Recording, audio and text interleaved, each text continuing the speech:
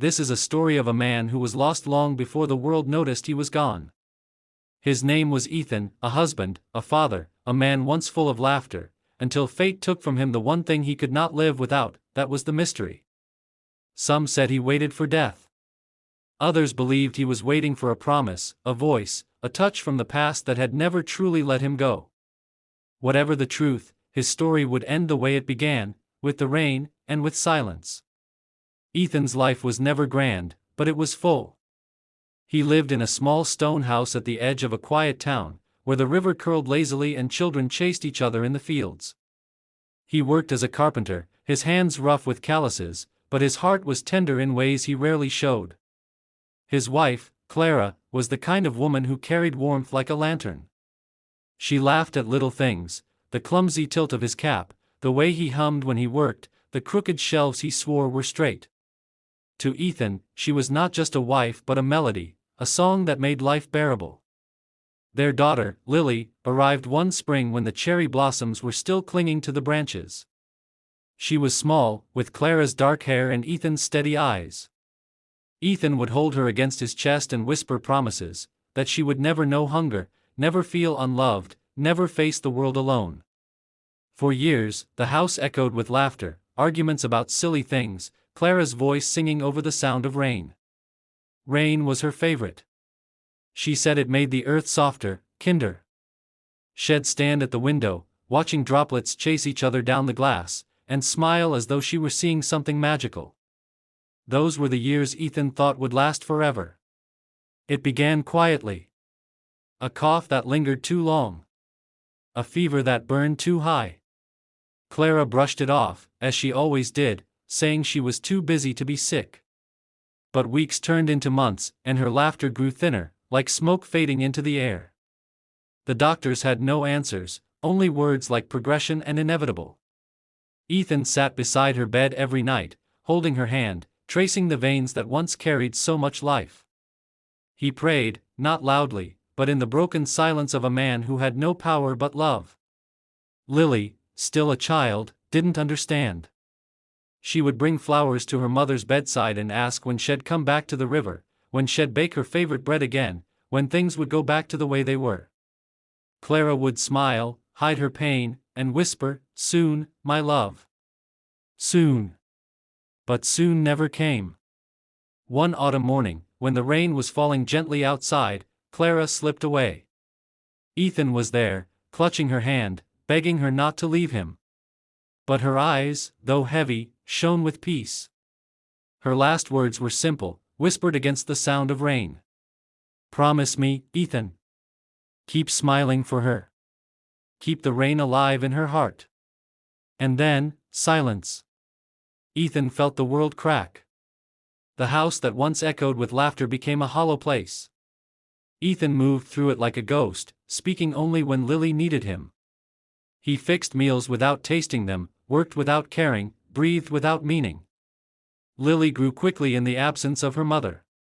She learned to braid her hair by herself, to soothe her father's silence with small drawings she'd slip under his door, to hold back her own tears because she saw too many in his eyes already. But she carried Clara's spirit. When it rained, Lily would press her face to the window, whispering to her father, "She's here, Papa. Mama's here." Ethan would nod, forcing a smile, though inside he was breaking. Every drop of rain was a reminder, not of joy, but of the love he'd lost. Yet he kept his promise. He smiled, even when it hurt, because Lily was watching. Time does not heal grief, it teaches you to carry it. Ethan learned to carry his. He grew older, his hair silvering, his back bending. Lily grew into a young woman, her face carrying Clara's smile. Ethan would watch her laugh with friends and feel both pride and sorrow, pride that she had found joy, sorrow that Clara could not see it. There were birthdays, graduations, small celebrations in the town square. Ethan was there for all of them, cheering Lily on, but always with a part of him missing. When suitors began to visit, Ethan would sit silently, measuring them with his eyes. He feared no man would ever deserve her, but he also knew he could not keep her forever. Life was moving forward, even as he remained in the same place, sitting by the window when it rained, whispering to a memory. The day came when Lily packed her things. She hugged her father tightly, her tears wetting his shirt. "I'll visit, Papa. I promise. You won't be alone." Ethan smiled and kissed her forehead. "Go, my Lily. Live the life your mother wanted for you." And then she was gone. The house was truly empty now. Ethan's days blurred into each other. He worked less, sat more. He'd rise in the morning, make tea for two though he drank alone, and sit by the rain-streaked window. He would whisper to Clara, as if she were still there, "She's strong, Clara. You'd be proud of her." The neighbors worried about him. They brought food, offered company, but Ethan always politely declined. He wasn't unkind, just tired. He had given the best of himself to the world already. One night, a storm rolled in. Rain battered the windows, lightning split the sky, and thunder rolled like distant drums. Ethan sat in his chair, the one by the window Clara used to love.